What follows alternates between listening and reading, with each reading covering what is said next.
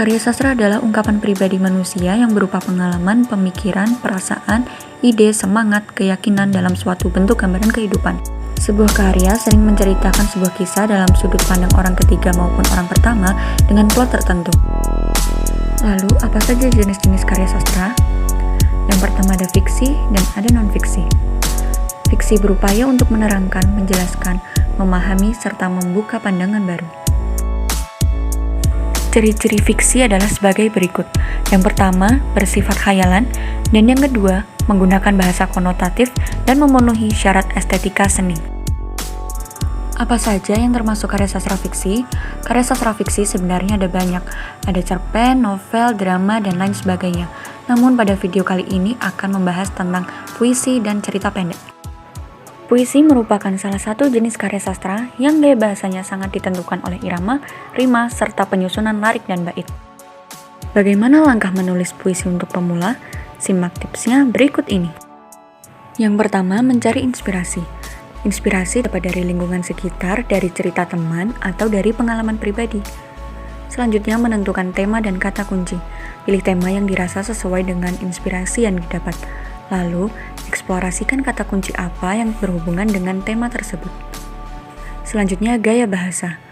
Gaya bahasa akan membuat puisi semakin menarik. Ada berbagai macam majas yang bisa digunakan seperti majas perbandingan, personifikasi, atau yang lainnya.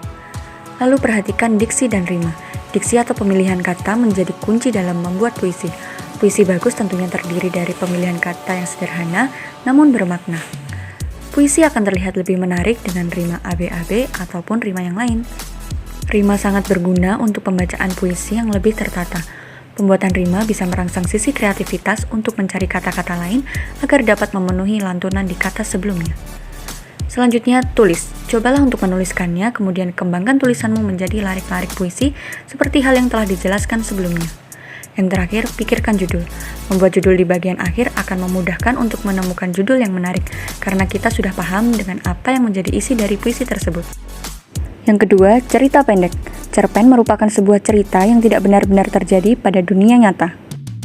Langkah membuat cerpen untuk pemula adalah sebagai berikut. Pertama, tentukan tema.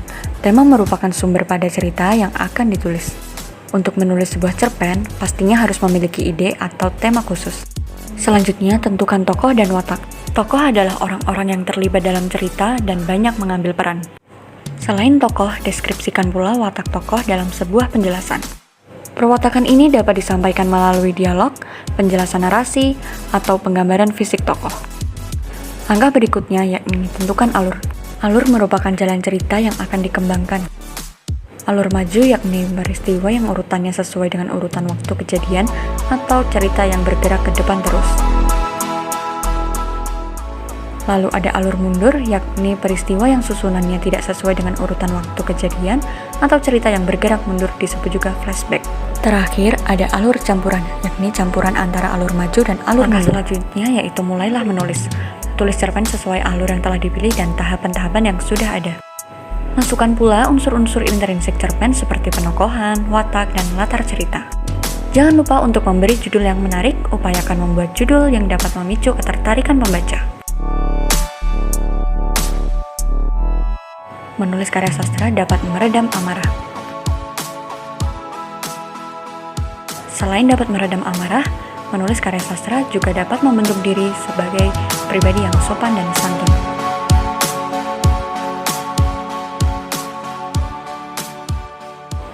Lalu, menulis karya sastra juga dapat menjadikan pemikir yang aktif.